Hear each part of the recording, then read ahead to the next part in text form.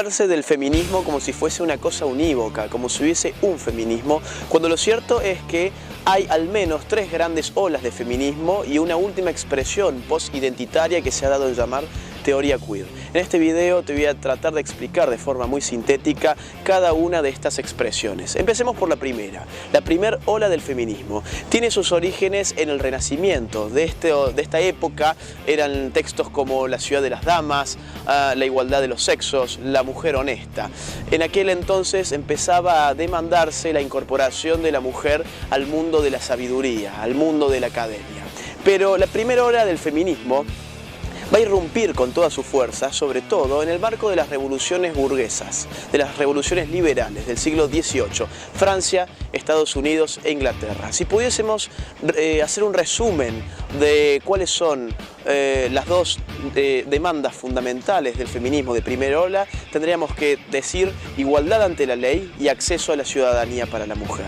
Esto cambió muy rápidamente con el pasaje a la segunda ola. Esta segunda ola fue informada por la teoría marxista, así como la primera ola fue informada por el liberalismo, la segunda ola del feminismo fue informada por el marxismo y fundamentalmente por la teoría de Engels sobre la familia.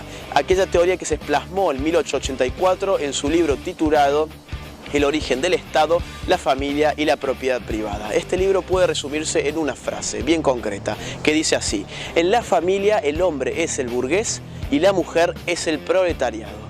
¿Qué estaba haciendo Engels? Estaba tendiendo un puente entre lo que era la lucha de clases y la lucha de sexos. Pero la mujer tenía que subordinarse a la lucha del obrero para verse liberada del patriarcado por la propia teoría social del marxismo.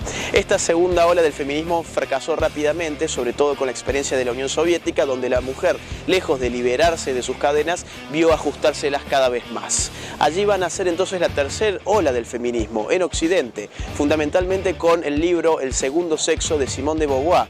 Este libro, de 1949, puede resumirse con una frase que es célebre hasta nuestros días: no se nace mujer, llega uno a serlo.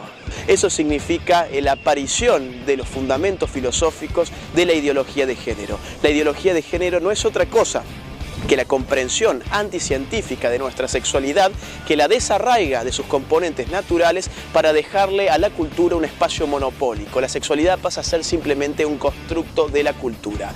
En esta tercera ola del feminismo va a radicalizarse y va a parecerse cada vez más a un embrismo. Va a llegar, por ejemplo, Monique Wittig a hablar sobre que en verdad la mujer no existe, o Judith Butler a sentenciar que en verdad el sexo siempre fue género.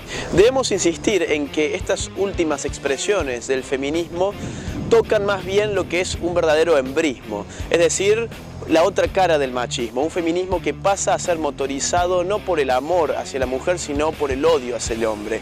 Muchas teóricas feministas de esta tercera ola han escrito cosas realmente espantosas sobre los hombres. Por ejemplo, está el caso de Andrea Dworkin, que escribe que todo coito heterosexual supone la violación de un hombre sobre una mujer.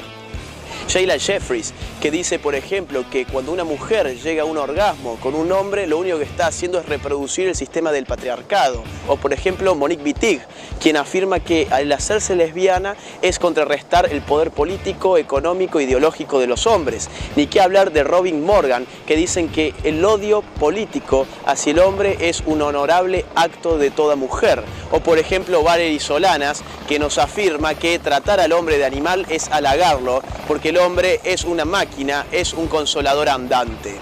Al calor de este marco ideológico que ofrecen las últimas fases del feminismo, no debiera extrañarnos por qué en todas las movilizaciones del actual feminismo, donde revientan todas nuestras ciudades, acabamos viendo en los murales consignas como, por ejemplo, mata a tu novio, muerte al macho, ante la duda, tú la viuda, y otro tipo de epítetos contra el hombre. Lo que las moviliza es el odio hacia el hombre más que la defensa hacia la mujer. ¿No habrá llegado el tiempo en dejar de llamar a estas mujeres como feministas y empezar a considerarlas como hembristas, que es lo que en verdad son?